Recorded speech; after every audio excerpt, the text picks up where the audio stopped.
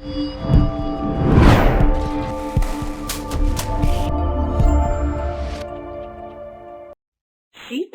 అనే ఊరిలో ఇద్దరు అక్కా చెల్లెళ్ళు ఉండేవారు. కృష్ణవేణి, సత్యవేణి. వాళ్ళిద్దరూ చిన్న గుడిసెలో నివసిస్తుండేవారు. ఇద్దరూ ఊరిలో చిన్న చిన్న పనులు చేసుకుంటూ జీవనాన్ని గడిపేవారు. ఏ ఒక్కరోజు పని లేకపోయినా పస్తులుండవలసి వచ్చేది. అందులో కృష్ణవేణి, చెల్లి, ఇంకా ఎన్ని రోజులు ఇలా ఊర్లోనే ఈ చిన్న చిన్న పనులు చేసుకుంటూ ఉంటాము? ఒక్కోసారి పనులు కూడా ఉండటం లేదు. అప్పుడు సత్యవేణి, మరేం చేద్దాం అక్కా? మనకు ఊర్లో ఈ పనులు తప్ప ఇంకే పనులు చేస్తాం? మనం ఏదైనా చిన్న వ్యాపారం పెట్టుకుందాం, బావుంటుంది కదా. వ్యాపారానికి పెట్టుబడి ఎలాగా? మనం పనికెళ్ళిన డబ్బులు కొద్దిగా నేను పక్కన పెట్టాను. వాటితో ఏమైనా చిన్న వ్యాపారం చేద్దాం. ఏం చేస్తే బాగుంటుందో ఆలోచించు. నేను కూడా ఆలోచిస్తాను. పెట్టుబడి తక్కువ ఉండాలి, లాభం ఎక్కువ ఉండాలి. అలా ఆలోచించు. సరే అక్కా అని చెప్పి ఇద్దరూ ఆలోచిస్తారు. అప్పుడు కృష్ణవేణికి ఒక ఉపాయం తడుతుంది. మన ఇంటి ముందు కొంచెం స్థలం ఉంది కదా, అందులో కొన్ని కూరగాయలు పండిస్తే ఎలా ఉంటుంది?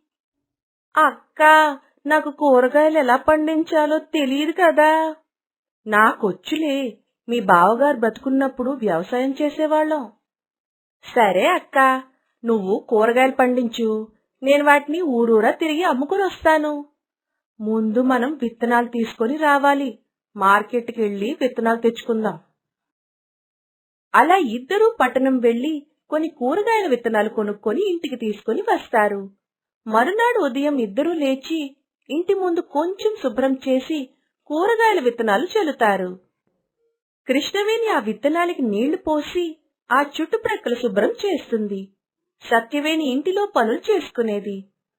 కొన్ని రోజులకే కూరగాయలు పండి చేతికి వస్తాయి. సత్యవేణి ఆ కూరగాయలు కోసి ఒక బుట్టలో వేసుకొని కూరగాయలు పట్టుకొని ఊర్లోకి వెళుతుంది. కూరగాయలు, తాజా తాజా కూరగాయలమ్మా అని అరుచుకుంటూ వెళుతుంది. ఒక ఆవిడ బయటకు వచ్చి, ఇదిగో కూరగాయలమ్మాయి, ఇలా రా. వస్తున్నానమ్మా. ఏమ్మా, కూరగాయలు తాజాగా ఉన్నాయా? తాజాగా ఉన్నాయమ్మగారు. ఏ మందులు వాడకుండా పండించాం. కావాలంటే మీరే చూడండి.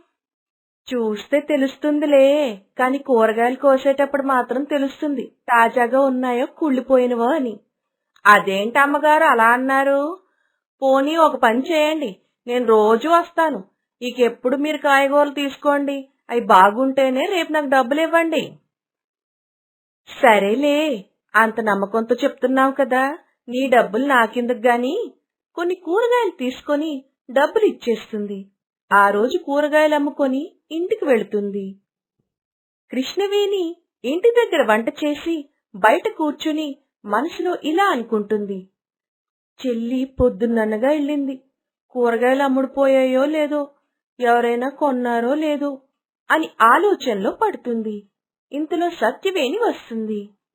అక్కా, అక్కా, చెల్లి వచ్చేసావా? వ్యాపారం ఎలా జరిగింది?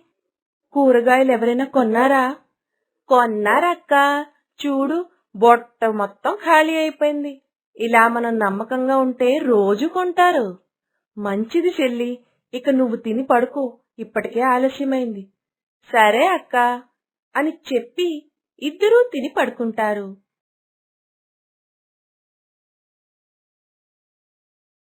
మరుసటి రోజు పొద్దున్నే లేచి కూరగాయలు తీసుకుని అమ్మడానికి వెళుతుంది.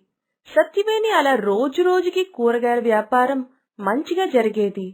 కొంత డబ్బు కూడా కూడబెడతారు. అక్క చెల్లెళ్ళిద్దరినీ చూసి పక్కింట్లో ఉన్న సుబ్బమ్మ ఓర్వలేకపోతుంది. మరునాడు ఉదయం సత్యవేణి కూరగాయలు అమ్మడానికి ఊర్లోకి వెళుతుంది. అదే అనువుగా అనుకొని పక్కింటి సుబ్బమ్మ కృష్ణవేణి ఇంటికి వెళుతుంది. కృష్ణవేణి వదినా, ఏం సుబ్బమ్మ ఇలా వచ్చావు? అదే కూరగాయల కోసం వచ్చాను. అవునా, సరే, ఏ కూరగాయలు కావాలో తీసుకో. తీసుకుంటాను గాని వ్యాపారం ఎలా జరుగుతుంది? బాగానే ఉంది వదినా. అవునా వదినా, నువ్వు కష్టపడి కూరగాయలు పండిస్తున్నావుగా, బాగానే జరుగుతుందిలే. నాతో పాటు మా చెల్లి కూడా కష్టపడుతుంది. మీ చెల్లి ఏం కష్టపడుతుంది, మహా అయితే 2 వీధులు తిరిగి వచ్చేస్తుంది. కానీ నువ్వు కూరగాయలు పండిస్తున్నావుగా, ప్రతిదీ దగ్గరుండి అన్ని చూసుకుంటున్నావు, అటు ఇంటిలోని ఇటు బయట. కానీ మీ చెల్లి 2 వీధులు తిరిగి ఇంటికి వచ్చేదో ప్రతి కష్టపడిపోయిన దానిలాగా తిని పడుకొని మళ్ళా 2 వీధులకు వెళ్తుంది. నువ్వు చెప్పింది నిజమే వదినా. అదే కదా చెప్తున్నాను. అందుకే కూరగాయలు అమ్ముతున్నారు కదా, దాని లాభం నువ్వు 2 వింతలు డబ్బులు తీసుకో, మీ చెల్లికి 1 వంతు ఇవ్వు. అయినా నాకెందుకులే, మీ అక్క చెల్లి మధ్యలో నేనెందుకులే, ఏం చేయాలో నువ్వు బాగా ఆలోచించు. వస్తాను వదినా అని చెప్పి కొన్ని కూరగాయలు తీసుకుని వెళ్ళిపోతుంది. అదే విధంగా సుబ్బమ్మ సత్యవేణిని వెతుక్కుంటూ ఊర్లోకి వెళుతుంది. అక్కడ సత్యవేణిని చూసి, సత్యవేణి, సుబ్బమ్మ వదినా, నువ్వేంటిక్కడా?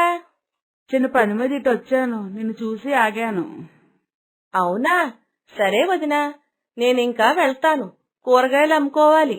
కష్టమంతా నీదే సత్యవేణి, ఇంత ఎండలో ఎంత కష్టపడుతున్నావో. అవును వదినా, బ్రతకాలంటే కష్టపడాలి కదా. నువ్వేమో ఎండలో తిరిగి తిరిగి కూరగాయలు అమ్మితే, మీ అక్క మాత్రం ఇంట్లో ఉండి విశ్రాంతి తీసుకుంటుంది, శుభ్రంగా తిని పడుకుంటుంది. మహా అయితే పొద్దున్న 1 గంట కూరగాయలు కోస్తుంది, ఆ తర్వాతంతా ఖాళీయే. సుబ్బమ్మ మాటలు విన్న సత్యవేణి అవును కదా అన్నట్టు సుబ్బమ్మ వైపు చూస్తుంది. నువ్వు కూరగాయలు అమ్ముతున్నావు కాబట్టి దాని లాభం నువ్వు 2 వంతులు తీసుకోవాలి, మీ అక్క 1 వంతు తీసుకోవాలి. అదే న్యాయం. ఒకసారి బాగా ఆలోచించుకో సత్యవేణి. నేను ఇంక వెళ్ళొస్తాను, అసలే నాకు పనుంది అని చెప్పేసి వెళ్లిపోతుంది. సత్యవేణి సుబ్బమ్మ చెప్పిన మాటలు మనసులో పెట్టుకుని ఇంటికి వెళ్లి అక్కతో గొడవ పడుతుంది. కృష్ణవేణి కూడా సుబ్బమ్మ మాటలు విని సత్యవేణితో గొడవ పడుతుంది. ఇలా ఇద్దరూ గొడవపడి విడిపోతారు.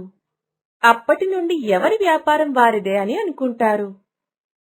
కృష్ణవేణికి కూరగాయలు ఎలా పండించాలో తెలుసు కాని అవి ఎలా అమ్మాలో తెలియక, ధర చెప్పడం రాక కూరగాయలను తక్కువ ధరలకి అమ్మి నష్టపోతుంది.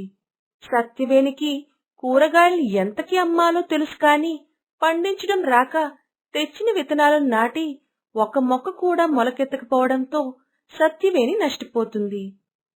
సుబ్బమ్మ చెప్పిన చెప్పుడు మాటలు విని ఇద్దరూ విడిపోయి నష్టపోయారు.